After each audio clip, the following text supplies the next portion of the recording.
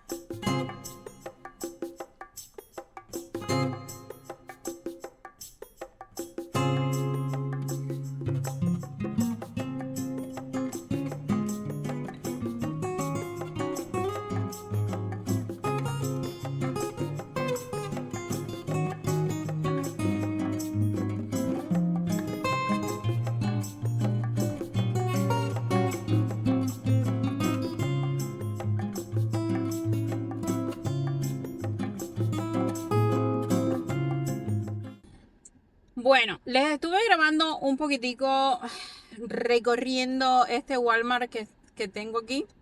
Y aquí todavía no han puesto absolutamente nada para otoño.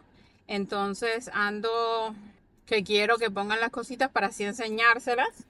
Me di una vueltecita para ver si habían ya cositas de otoño y no han sacado prácticamente nada. Más la colección esta de My Texas House no tiene muchas cosas. Y esta tienda nunca pone como que todo de la colección de My Texas House en un solo lugar. Lo tiene como por diferentes áreas. Miren, el vasito. No me puede faltar. Entonces ya si después ponen más cositas, pues les grabo otro poquito. Y hacemos un recorrido de las cositas que tienen aquí en Walmart. Mientras tanto, yo les compartí un mini haul, no sé si lo vieron, chicas, de las poquitas cosas que he estado comprando aquí y allá en diferentes tiendas que me han estado gustando. Y no es que compre por comprar, chicas. Yo siempre trato de comprar de unos años para acá. Yo no compro por comprar. Lo que compro, lo compro pensando en que lo voy a sacar mucho más provecho, no solo en una temporada, sino tal vez en las próximas temporadas o el resto del año. Entonces, cuando yo pienso, ok, si le puedo sacar provecho en otras cosas, pues ok, me va a funcionar. Y así es como he estado comprando últimamente, chicas. Por eso yo no compro esa cantidad como antes, que compraba aquí, que compraba allá y compraba lo loco, y después las cosas ni las reutilizo, y muchas veces pues o se quedan guardadas o las termino vendiendo y no. Entonces, y también se van acumulando cosas. Entonces, pues vámonos, que para luego es tarde.